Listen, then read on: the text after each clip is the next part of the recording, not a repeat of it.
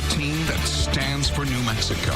You're watching KOB Eyewitness News. Welcome back at 5:24. So it's always important to talk about credit, right? But as we head into the holiday season, now it's a really good time to take a good look at your finances. We've got Gage Kemsley this morning talking about getting our credit score on track. And we have the power to do this. Absolutely. This is a thing you can control. Right. And so what you were talking about, the easiest way to do this. That's right. The first step, the biggest piece, is look at your on-time payments. Okay.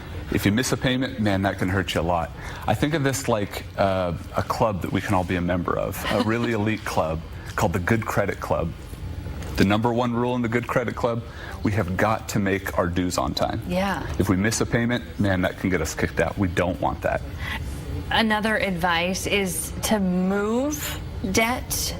What would we move it to, and which debt do we want to move? A lot of expensive debt, like credit card debt, we want to move over to something that's lower interest, 0%, even like a 6% if we move it from a 17%.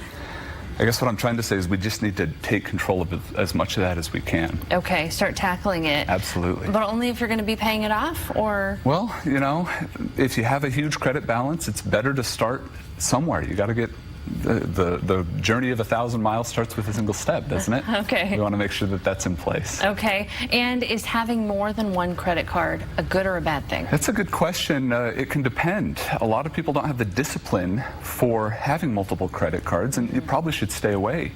There are plenty of offers out there. There are plenty of cashback cards and mile cards. As long as you can keep it in control, it might not be a bad idea. But if you have trouble, we don't want that. One thing I thought was interesting, because I was looking ahead to some of your answers, is that you can get someone to help you build your credit. This is kind of an interesting way to think of this. We say a lot of the times it might make sense to sign with someone that has good, strong credit. Not that you're wanting to use their credit, but rather you're just wanting their on-time payments to increase your overall credit score. Might be a good idea. Mom and dad are probably the only ones who are going to agree to that, right? That's probably true. To take you as a liability. That's probably true. Okay, so on-time payments, getting someone to help you out, and moving debt, right, to a lower. Those are some of the strongest things that you want to do. One other thing you might want to consider, I brought with me my first credit card. Wow, you still have it. Way all the way back when I was in high school, that's what I wanted. I opened it up to establish credit. Now, I don't use this credit card anymore, but I keep it active because this account shows my credit history all the way back to the first time there. So don't close it up. Absolutely. Go in, cherish your old cards. Gage, thank you so much. Good advice. We'll be right back after the break.